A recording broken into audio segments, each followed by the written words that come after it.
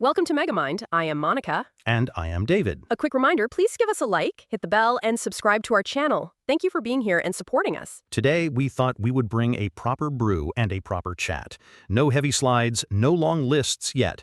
Just two friends exploring how to become quietly stronger without turning life into a checklist. Although I did bring a tiny checklist because I cannot help myself. It fits on a sticky note. The top says, protect your peace. Underlined twice. Very dramatic. You underlined it with a glitter pen, which does add authority.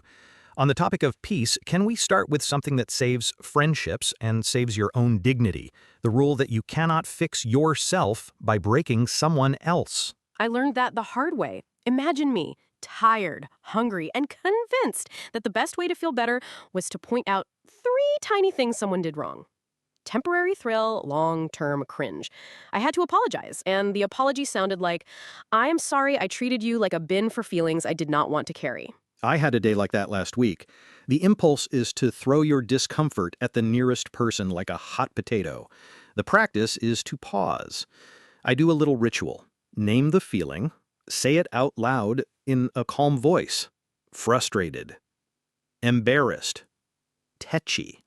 Then I do 10 slow breaths and touch my toes, which is ambitious because my hamstrings think touching the knees is already a reach. I light a candle, sit on the floor, and literally say, choose one action that strengthens who you want to be. Then I make tea, a small repair action. It stops me selling out my character for a few minutes of relief. If you do lash out, clean up fast. No essay, no drama. I am sorry. No excuses. What can I do to repair this? That is the first pillar. The second is self-love in the uncheesy sense. Not bubble baths, although I support those, but maintenance. Proper sleep, real food, movement, sunlight, kind company, and the honesty to say no when the tank is empty. I used to think saying no made me a difficult person. Then I realized saying yes to everything made me a difficult person who was also late and resentful. My life is kinder when I protect bandwidth. Self-love also quiets the performance hunger. The less you chase applause, the more you can do work that actually matters to you. I have a rule. 1 non-negotiable refill habit each day. 10 minutes of reading counts. A short walk counts. If I hit that, I am more civilized. I adopted the refill habit, but made it silly to force consistency. Mine is 8 push-ups. Not 10, 8. It is so specific that my brain accepts it. And once I'm on the floor doing 8, I usually do 12 because it feels like a bargain. That leads to agency. People think agency is this huge, dramatic energy. Sometimes it's just asking, what is one step I can take with what I have? I love the idea of habits as birds. Release a kind bird in the morning. A message to a friend, a paragraph of writing, a quiet prayer, a stretch, a glass of water. After a few weeks, you look at the sky and realize you have your own flock. I had a season where sarcasm was the bird I kept releasing. It came back to sit on my shoulder and peck my ear all day. Not a good pet. Now I release encouragement. It comes back with friends. We should talk about belonging, the practice of finding the eyes that see you. Not everyone will. Some people only enjoy pointing out where the paint is uneven. Others see the artwork in progress and say, keep going. Curate your circle. Small and true is enough. I know I'm in the right company when I leave calmer and braver, not just entertained. My test is simple. After spending time with you, do I want to do the next right thing? If yes, you're a traveler, not a spectator. Spectators want a show. Travelers share the road and take turns pulling the sled. You can audit your circle with 3 questions. Who steadies me? How will I invest in them? How will I be good company this week? That third one is important. Be the person you are looking for. Remember to share and subscribe. Thank you. Boundaries time. I used to make beautiful speeches. Now I prefer one sentence. Short, calm, repeatable. I am not available for that. Or, I'm happy to help within these limits. The power move is to hold steady through the silence after you say it. The silence is where other people test whether your boundary is real. Early warning signs matter. If I talk twice as fast around someone, if I start justifying my presence in a room, if my stomach does origami, that's a red flag. It doesn't mean a person is evil. It means my peace is getting taxed at a terrible rate. I can choose a cheaper room. Walking away is not quitting life, it's quitting misalignment. Not every door is your door. My favorite image is a window with a beautiful view that lets in a cold wind. Shut that window. Keep your warmth. Speaking of warmth, can we address perfection? It's the tidy lie. Most things worth doing are messy. I write by writing badly first. I call them proud bad drafts. I timebox 40 minutes, then I publish or ship or send. Progress loves a bell. There's a shoebox in my cupboard labeled Ugly First Passes. I keep a few. It reminds me that work becomes good because it exists, not because it was conceived as a masterpiece. Also, celebrating tiny wins trains the brain to try again. I give myself a victory biscuit for finishing the unglamorous admin. Scientific. I want a victory biscuit now. But first, memory with teeth. Release the story, keep the lesson. I write a 2-line record after painful episodes. What happened? What I learned. Then I carry the second line and close the page. You don't need to relive the scene to retain the wisdom. You do need to relive the scene to retain the wisdom. My short rules of thumb came from that. Leave when respect drops. Confirm important agreements in writing. Do not message when angry. If a message will live for 5 minutes, wait 5 hours. A few of these reduce the number of on-the-spot decisions I need to make. Loss is next. Loss aches, but it also frees capacity. When something leaves, you get back time and attention. Assign it intentionally. Learn a skill, join a club, plant things, write letters, visit the place you keep postponing. Better is not found, it's made. After a breakup years ago, I gained 6 hours a week. I put 2 hours into running, 2 into cooking, 1 into calling friends, and 1 into quietly doing nothing. That last hour was the most radical. I stopped auditioning for approval and started hearing my own thoughts. Momentum is how you keep going. Action produces motivation more reliably than motivation produces action. Bicycle physics. The first pedals are heavy, then you coast on your own motion. When stuck, drop a gear. Make the next step embarrassingly small. 10 minutes, 1 paragraph, 2 calls, a timer you actually obey. I keep a done list. My brain is dramatic and claims I did nothing. The done list says otherwise. Also, protect the basics: sleep, food, movement, sunlight, kind company. I add a tiny joy to each work block: a song I love, a stretch, a mug of something warm, a walk to touch a tree like a friendly druid. Attention hygiene matters because we live inside an economy that sells our focus by the kilo. Treat your attention as a limited resource that feeds your life. Turn off vanity notifications, make social media inconvenient, use viewing windows, unfollow triggers, charge your phone outside the bedroom. And if it still overruns your life, get proper help. There are practical tools for compulsions. I do grayscale mode on my phone. It makes every feed look like the least exciting art film. I am in and out faster. I keep a tiny group chat with 2 friends where we share long-form learning. It retrains the dopamine system. Less noise, more substance. Companions make everything steadier. Achievement culture loves the lone hero. Real life rewards teams. With travelers, you take turns. They challenge you with kindness and celebrate your growth even when it diverges from theirs. With spectators, you perform until you are tired, and then they ask for more. Build rituals that keep the road warm. A weekly coffee, a shared walk, honest debriefs after big days. Twice a year, I audit my circle. Am I investing in people who make me more honest, braver, and kinder? If not, I adjust my time rather than my standards. Healing is time plus care. Some wounds need stitches, which might look like therapy, counseling, elders with wise eyes, or a doctor. Mental health is health. You know you are healing when the story loses its sting and when new memories are not organized around the old hurt. Protect the wound early. Do not reopen it for entertainment. Keep it clean with honest journaling and conversation you can trust. Nourish your body because healing is physical. Seek support if daily life suffers or dark thoughts arrive. Competence looks like asking for help early, not late. The digital age requires boundaries with shape. Work can fill all hours, messages can reach all corners, tragedies can arrive from every time zone. Without limits, your nervous system is flooded. Boundaries are the shape that lets water become a lake instead of a puddle that runs away.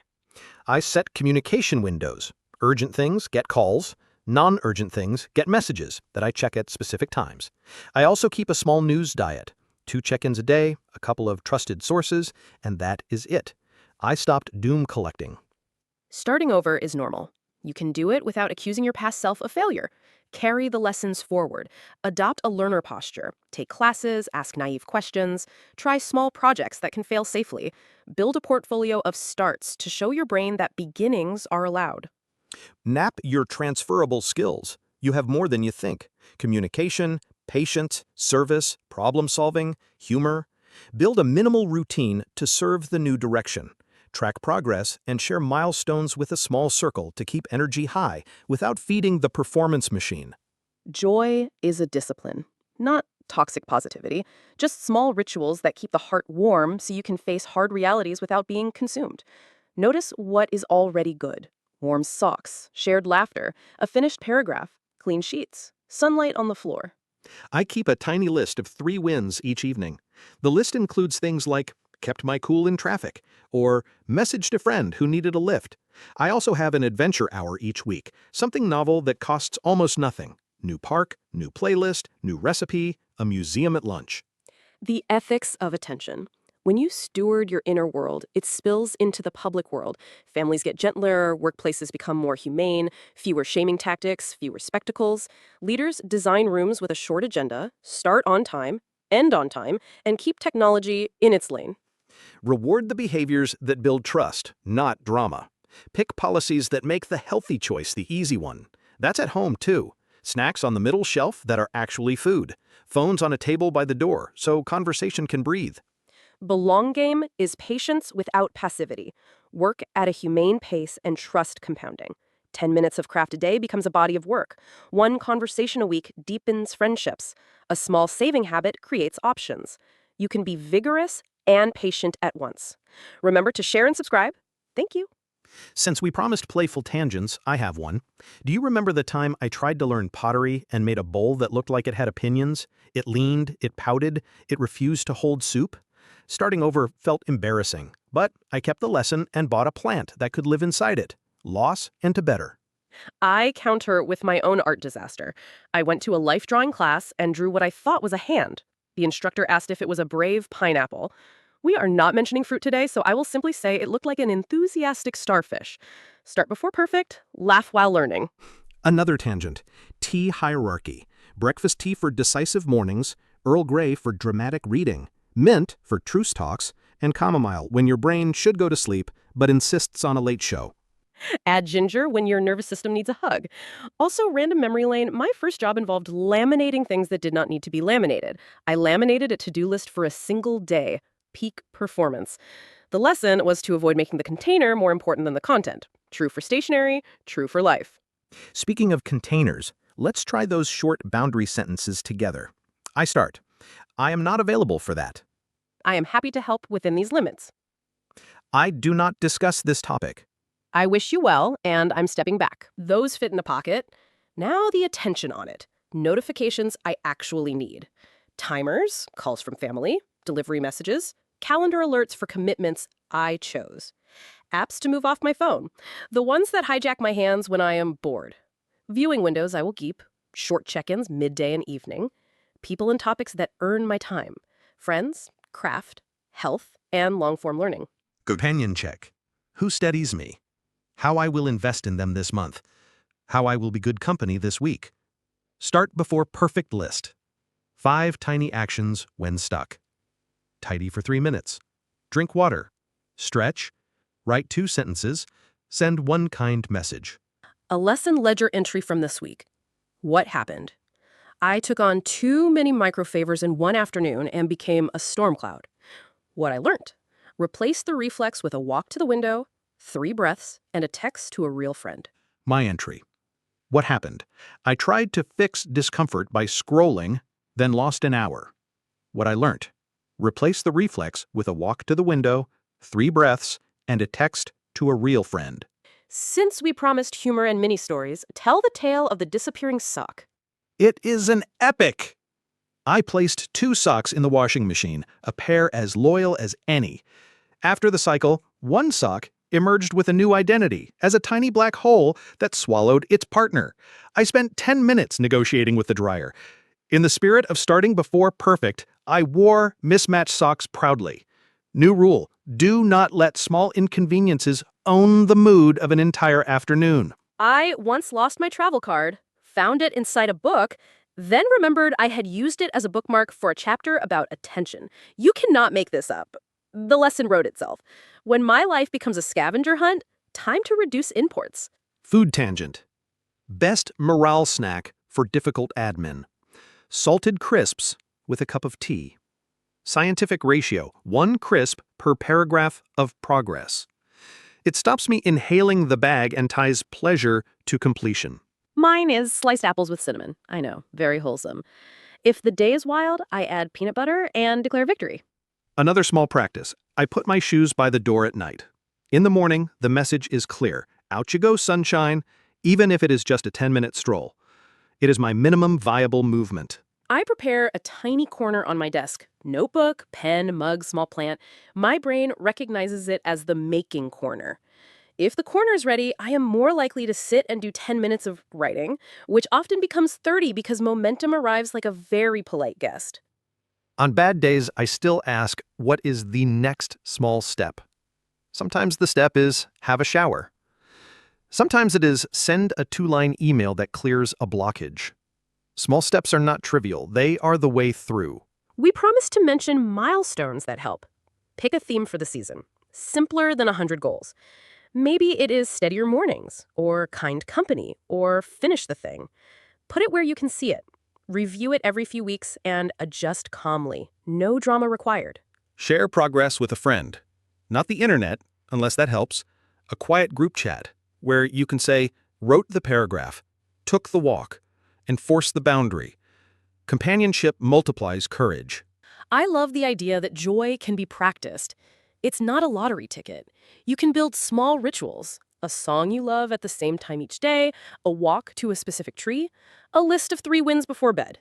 Joy does not erase pain. It gives you enough warmth to face it.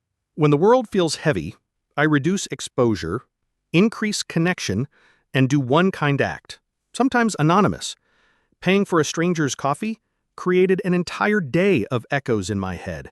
It cost less than £1 and bought back my faith in people. That is how the personal becomes public in the best way. When you regulate yourself, you use less shame as a tool. You make rooms safer. You design meetings that end on time and leave people with energy. It sounds small. It adds up to civilization. We are nearing the end, but I want to put all the pieces on the table one more time, like a puzzle you can see. Responsibility for your behavior. Self-kindness that makes you easier to live with. Daily birds that you release and watch return. A circle that sees you. Boundaries that hold. Starts that begin before perfect. Lessons kept while loops are left behind. Loss turned into space for better. Momentum as your inner engine. Attention as a scarce resource you guard. Companions who share the road. Healing through time and care.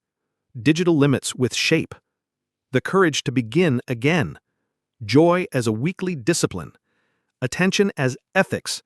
Patience without passivity. Becoming your own good company. A light operating system and the quiet confidence that this is enough.